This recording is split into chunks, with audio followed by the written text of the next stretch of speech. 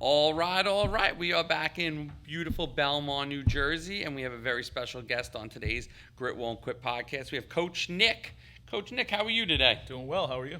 Excellent. Thank you for coming on. Thanks for being part of the podcast network here. So you are a basketball coach, and I know that you've helped a lot of kids, a number of kids in Brick, a few that I actually personally know, and they say you are the man of being the basketball coach. So Yeah, what I makes hope so. you the man?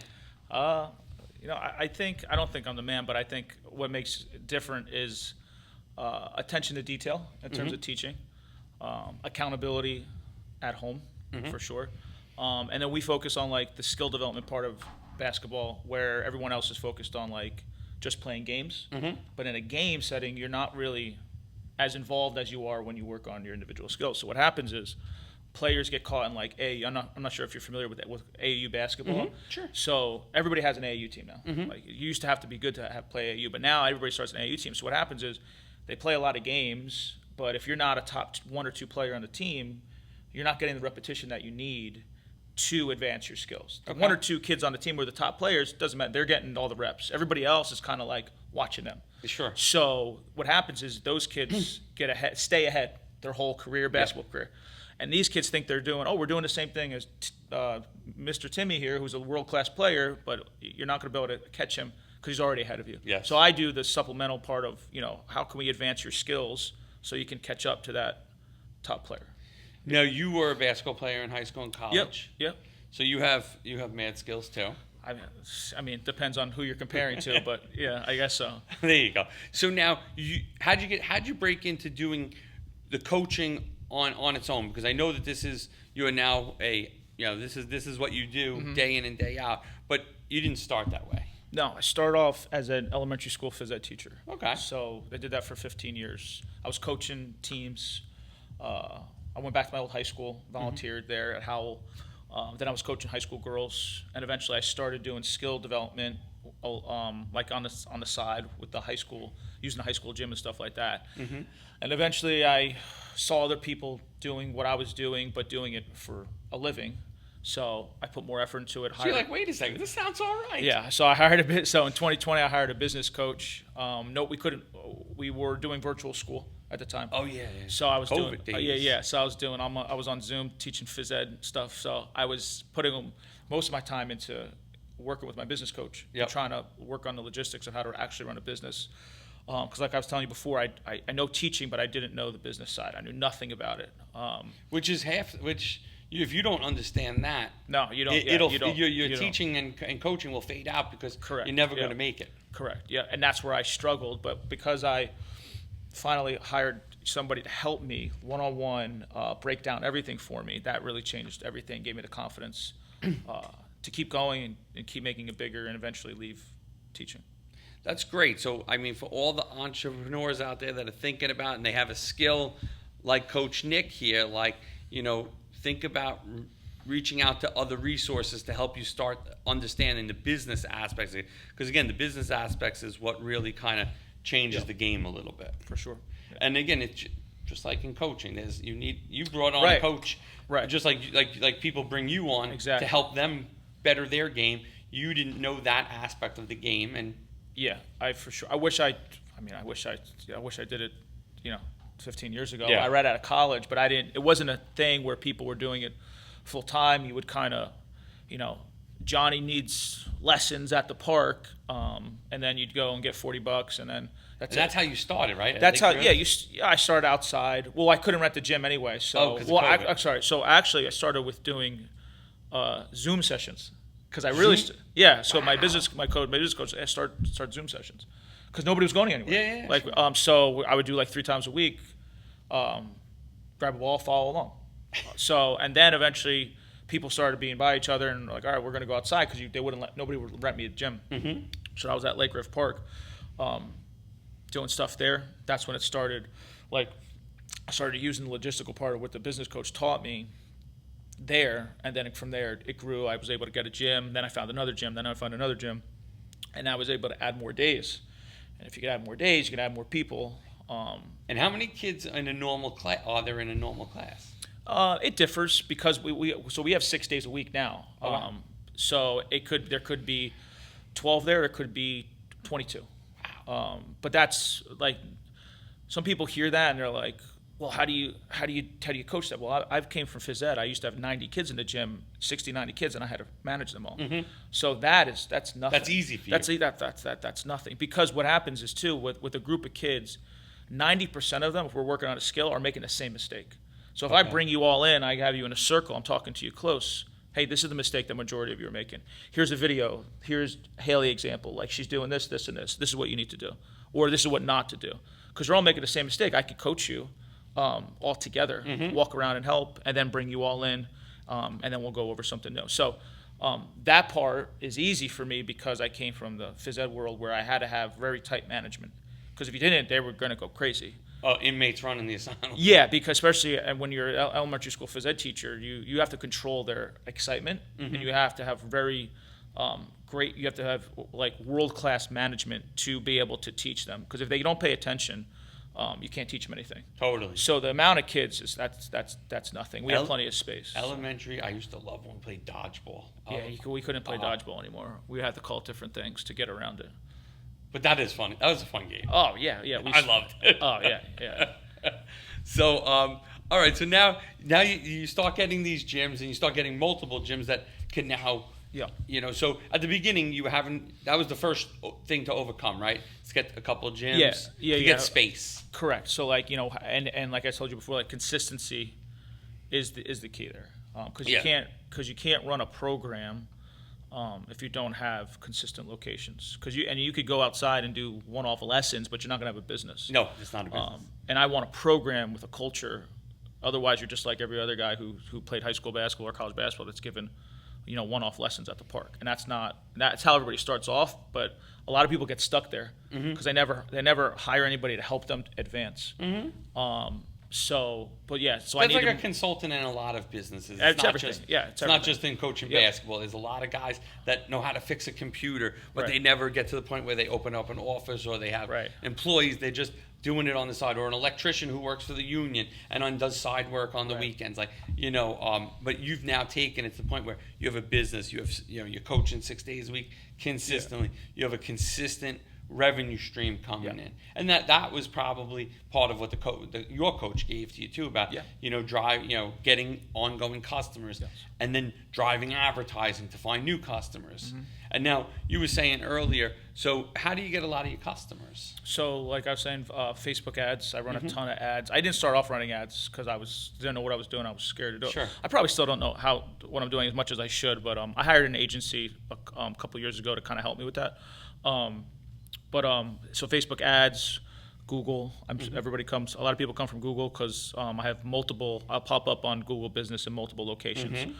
And you have nice reviews. Yeah. So I've solid reviews. So they usually go to my website and then reach out like that, and word of mouth, obviously. When they see somebody. Parents like Haley's mom. Is it always, she's great. Promoting you? Yeah, she always shout has. Shout out to Lisa. Yeah, shout out to Lisa. She's always and promoting. John. Yep, Lisa and John. Haley, like I said, Haley is one of the most skilled players in the program. Haley, I hope you listen to this podcast. You're one of the most skilled players in the program. That's right. That's awesome. Yeah. And you said you did a before and after of Haley's learning? Yeah. Well, I mean, I have one a before and after just 2 years later. I'll show it to you later, but just 2 years, and then I have one of her now. I mean, the one from just when she started, even 2 years later, is like she couldn't dribble through her legs with one ball, and then all of a sudden 2 years later she can do it with two basketballs. Wow. So when parents see that, it gives them hope for their child. Yeah. But like we're talking about, Haley does her work on her own, even if it's for 5 minutes a day, and that's what we want to develop habits. Doing a little bit, a lot, is better than doing nothing at all. So that's what we do with our program that also separates it. So your coaching doesn't just happen at the gym or at the park or at wherever. It also then goes into homework and doing work on their arms. Yeah, so they get a weekly assignment, and then they can post a video. Oh, cool. And then I give them feedback on the video. So we have an online community. That's great. That's really cool. We use School. Then so they not only they know what to do, they're held accountable to doing it because they know I'm going to watch the video, and then they get feedback. So and then obviously you come in person too. So if you follow the program, you get huge massive I mean, results. but you're different than that guy who's just coaching at the park. Because Correct. You're using school, which is an online tool that can do Right. such great things. Right, and then we'll also have a mindset component at training. So we'll have the physical part, and then in the middle of the session, everybody will go grab their notebook and pen, and we'll meet in the middle of the gym, and we'll have a mindset topic where we'll take notes. So we'll do that for 3 to 5 minutes, because a lot of kids, because I talk to parents on Zoom before they do anything. So a lot of kids, their issue is confidence, right? So we'll have a mindset topic for the week. So for example, like this week, we're talking about how failure isn't final, failure is feedback, right? Because most kids, they'll lose a game and they'll have a bad game, and then it drives them down, and they think, now I suck at basketball. So we'll go over things like that focus on the mental side of the game too, and no one else does that as well. So it's not just. So that's why I was saying it's not just. So it's a confidence builder too. Correct. There's a mental component part to it, because that's sports, right? You need to be mentally strong and learn tactics that their parents might be telling them, and this is what everyone says on the Zoom call is that, yeah, I tell them this, and this, but they don't listen to me. But it's hard. I mean, just even think about it. I never listened to my parents. Right. Yeah. Oh, yeah. Like, someone else could tell me the same thing my dad told me on the baseball field, and I would believe them. But Correct. So my dad was just being a pain in the ass. Yeah. So maybe their parent has told them that, but they're not listening to them in the car ride home when they have their headphones in, and they're not. And then but after they'll they listen. just lost, Right, and it's an emotional thing. Right. Correct. So it separates them. So now, mom and dad, you don't have to be coach. I'll be coach. You don't. You're the reinforcer. Yeah, because you have to separate. It's very difficult to be mom, dad, and coach because then they feel like you're criticizing them constantly. Yeah. Let me critique them because I'm an outside person. So anyway, it's just a whole program with different pillars as opposed to lessons outside or I'll see you at the park. That's an amateur. That's what I used to be until I hired my business coach who taught me, hey, look, you need a program. You don't need to do like lessons outside because that's how that guy stays broke. This guy, you have raving fans because there's more to it than just basketball. This business coach was good. Oh yeah, he changed my life. Yeah. So now changed my life. Now, so I just want to make sure everyone understands. So in 2021, you decided to take this on full time. So you were you started in 2020. You got an LLC. You got a business coach. You started to do some of that amateur work at the park. Again, during COVID, during the Zooms. 2021 comes and you're like, I'm going out on my own. Yeah. Yep. Full time. Yeah. Yeah. Once I was matching my teaching income, I felt comfortable. Not comfortable. It was scary, of course. Of course. Because I was doing it for so long. It's not like I started this right away, so I was used to that safety net of, you got a pension, you got benefits, and I have everybody telling me, I'll tell them I'm thinking of doing my own thing, and they're like, oh, you don't want to do that, what about your benefits? And I'm like, all right, and then the only guy, like I talked about, the only guy that said, I was like, do you think I could do this full time? And my business coach was like, yeah, 100%. He was the only guy to tell me that. Everybody else was like, don't do it. But but your business coach has done it and lives that way. Correct. He already did it. Yeah. When you have to pay your own benefits, you can tell other people to do it. I remember the first day I was going to leave my corporate job to go to start Wingman. And my mom, I remember my mom, who was a school teacher herself. Oh, right. So she was like, Tom, you get benefits. And I'm like, that's what everybody says. So I said to her, when I leave my corporate job, they'll offer me Cobra for the first 18 months. Yeah. And Cobra is expensive and it's over. It's over. You're paying over, but it gives you the flexibility just to have insurance. It gives you those 18 months to figure out what to do and find your own insurance. Right.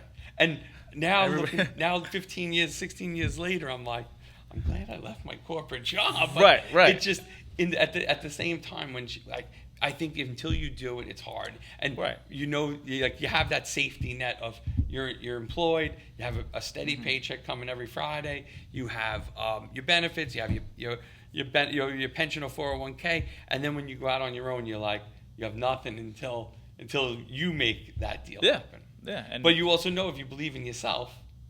Yeah, I knew I was willing to work because I always I love the work. I love to do. You're not scared to get.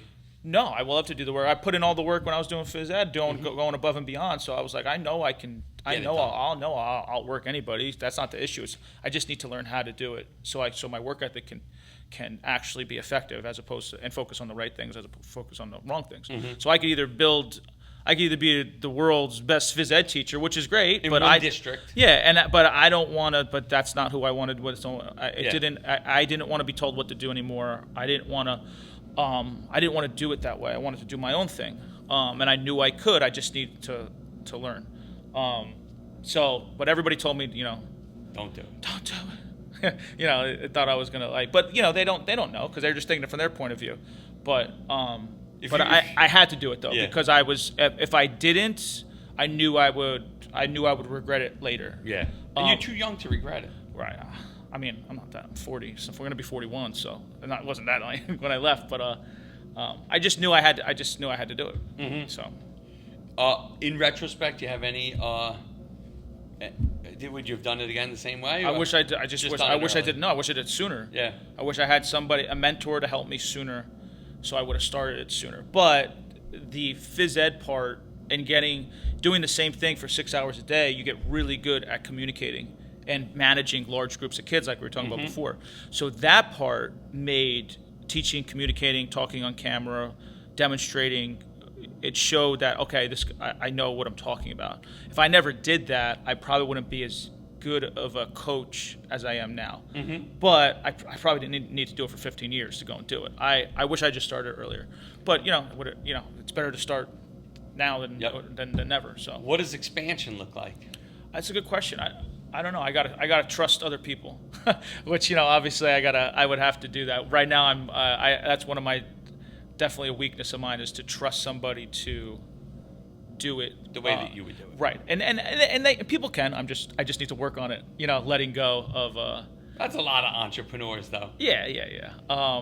So that would be the way to expand, and maybe eventually, if the perfect situation comes up, have my own gym. But at the moment, I don't need it because it's not unless it's an ideal location and setup. I don't need it because I'm renting out different gyms in the area.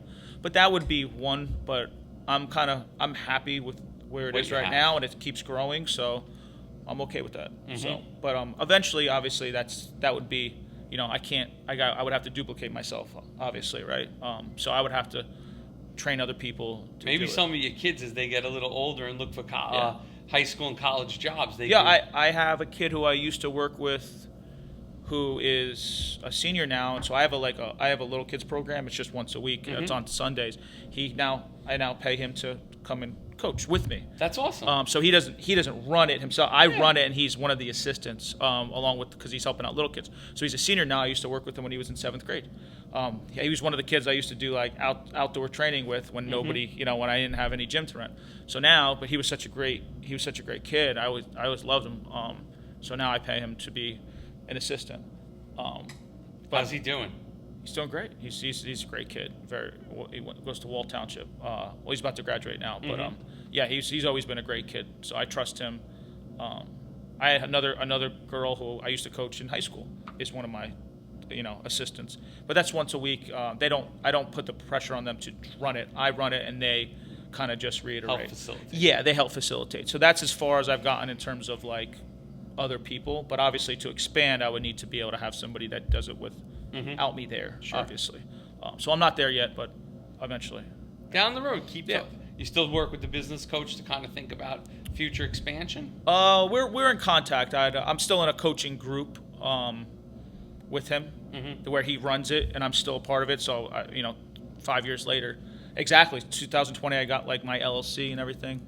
So yeah, I'm still in contact with him. I'm still in a coaching group that can help me, bounce ideas, because that stuff's invaluable. And I never realized that. You don't think about this till after, but so many people are willing to spend hundreds of thousands of dollars. Not when we were going to college, but like now. But you won't pay somebody $3,000 to help you run a business. Like people are It's crazy. It's insane, and I didn't even think of that. Most parents pay the college tuition. That's the problem. Right. So if I think about it now, I wish like if he existed then, if I had somebody, I'd just be like, hey, Dad, give me $5,000. Let me pay this guy, and then I'll learn how to do everything, and I'll never need to go to. But like. Nobody thinks about that, and I didn't think about it until you could just shortcut it by just hiring somebody. But that was never a thought. Nobody ever told me that, and I didn't learn it till later on down the road. But that's the shortcut, right? Pay somebody to shortcut everything. But everybody's willing to pay $100,000 to go to college. Doesn't make any sense. It makes no sense. But it makes again, zero sense. But you know what? It goes back to all those people that said to you, "Don't quit your job." Correct, because that's what they know. But again, everybody's taught: go to college, Yep. you get good grades, Yeah. get a safe job, Yeah. and work in the system. Right. Versus what you're saying is pay $5,000. Yeah, pay whatever. Shortcut this It's going to be less than college. and start your business. But again, I think I wish that's what I wish I did when I was 18. 90% of people do not own their own businesses, so that's the problem. Correct. And I wish I wish I did it right out of college, but it wasn't a thing. Yeah. Nobody knew, and so I just wish I did it sooner. I didn't think like that then. Mm-hmm. I didn't start thinking like that until I got older, where you could just So hire when people somebody. ask you now, make sure that you tell them.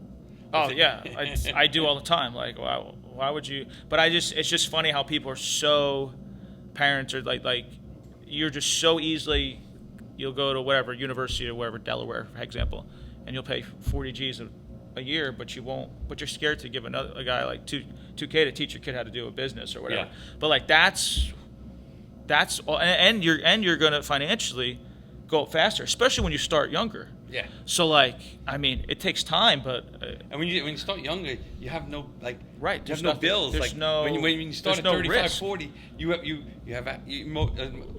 have rent or housing payments. You have Right. A car. You're not used to. It's not like you're living with your parents at 22, 23, where Right. if you don't make money for a while, Yeah, it it's doesn't okay. matter. Yeah, that's the best thing to do. And like, yeah, you should go. And do the that. rejection's easier in your 20s than it is in your 30s and 40s. Yeah. Yeah, I didn't think like that. I just thought, oh, I'm just going to be a phys ed teacher for the rest of my life. But then as I got older, I was like, I feel like I'm missing something. Like I can't be told what to do. I can't be a slave to this job. Again, there's nothing wrong with teaching. Obviously, it's a great job, but like I can't pay my life with this job, like, and for benefits. Yeah. Like, I'll just pay my own benefits. Yep. Like, if you make enough money, it doesn't matter if you pay benefits or not. But everyone scares you into thinking that's like the first thing to say. But you got good benefits. Like, I don't give a shit about benefits anymore. Like, geez, what am I gonna? So I'm gonna for $400 a month, I'm gonna sell my life. Yep. Like, well, why? I've heard it. Shout out to my mom. She was the first one to say to me, "Tom, the benefits." Just obsessed with that. I'm like, why are people so obsessed with this? If you make a lot of money, you could just pay for it. You know that, right? Yeah. But my benefit bill is high because I cover a portion of all the employees' right, benefits too. right. So, I that benefit bill every month is just I hate it. All right, yeah, but I mean, I'm not gonna. But you're trading your life and what you want for money, essentially. Like, yeah, I'm not gonna. I agree. I'm not. But I wish I just thought different. I wish I thought that. I want everybody that has a corporate job or a job in education or in somewhere else that listen to this one, because this is a great story of trading what trading benefits and the guaranteed salary to running something that you love doing. And you could tell that Coach Nick is very passionate about what he does. And again, from the parents that I know that Coach Nick trains, he is very passionate, and he wants his students to be great. And again, you hear that in the mindset and the homework. Normally when you hire a coach, to help you, if it's a golf coach, if it's a pickleball coach, if it's whatever, they meet you at the court, they play with you for an hour, and then they see you next week. Where in Coach Nick's case, he has all this other stuff going on for the betterment of the children that are learning from the program. Right. So this was a great one. Thank you. As we wrap up today, let people know how to find you, because I have a feeling that people are going to want to find you. Yeah, so my website is my name, www.nickaldiero.com. Instagram, I'm really active on there, Coach_Aldiero. Facebook, Nick Aldiero. YouTube, same thing. But yeah. You put a lot of videos on YouTube? Oh yeah, I have so many videos. I have thousands of videos. Awesome. Thousands. Instagram, YouTube, TikTok, Facebook. And now most of the kids are between elementary school to high school age? Fifth through eighth grade is like the sweet spot Okay. of what I have with the kids in my program. My main program, that is. That's where like they need to really focus on their skills, especially before they get to like high school. And that confidence is big at those ages too. It's big. It's big for anybody. Yeah. Like it's the mental side of the game is huge. But people, again, they don't listen to their parents, so they need advice on how to handle adversity when you have a bad game. When you feel like you practice better than you play in the game, because usually people their self-talk is not good in the game versus when it's not. And sometimes parents actually hurt more than they help, and they didn't do it unintentionally. Sure. Either putting pressure on or the car ride home is like, oh, you need to do this, and this, instead of just saying, hey, I love watching you play. Yeah. And let you do the coaching. Right. I mean, but like you want it to be their idea to talk about the game, as opposed to like, you need to do this, and this, because now they dread talking to you because you just criticize them, as opposed to, they're asking you, hey, mom, dad, what did you think of this? You want them to ask you, but parents sometimes their intentions are good, their strategy is off. Whether it's trying to yell and coach from the sidelines, that's a bad strategy, because you're basically taking away decision-making skills. You're saying, hey, you can't do it, I'll do it for you from here. Now, what does that say to them? They're saying, you don't trust me to just play the game. Plus, you're also not berating, but there's a coach on the sideline where that's their job. Your job is to be a mom and dad support. There's cheering, and then there's coaching. So like things like that, and then the car ride home. Between that and that, it's like you're putting so much pressure on this kid and they don't even, the kid might not even notice, and you might not even notice, and all of a sudden in 8th grade they're like, oh, I don't want to play anymore. Yeah, no shit, they don't want to play anymore because you have basically put all this pressure on them, because whatever, you're projecting your career of playing sports onto them, and you're not being mom or dad, you're trying to be coach. Sure. And now you've just ruined the relationship to try to get them better, and now but in return, they've quit by the time they got in 9th grade. And that is a case that happens a lot. So parents a lot of times unintentionally hurt their child. And so parents help your ability to get more customers. What do you mean by that? Their bad coaching helps you get new customers. Yeah, but they have to be coached on not coaching their child, and let them come to them. Like I saw this really good thing on it was a baseball guy, and they have a routine with their son where if he's wearing the hat in the car, it means he wants to talk about the game, and if he's not wearing the hat, it means he doesn't want to talk about the game. So things like that is like a great where if you could do that if you could find a way to do that with basketball or whatever sport, where hey, I'm ready to talk or I'm not ready to talk, because parents just want to feedback, and the kid's like, I didn't even ask you, or like you said before, like it's an emotional game. So afterwards, you're like, especially if you lose, you're pissed off. So all that feedback and the criticizing is like, ugh, and then you almost unintentionally ruin it for the kid. Yeah. Your intentions are good because you love them.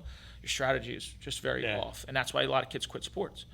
So a lot of times the parents need to be told. Like in my program, you can't coach from the sideline. Like you can't say nothing to your kid when we're training, because you're putting extra pressure on them too.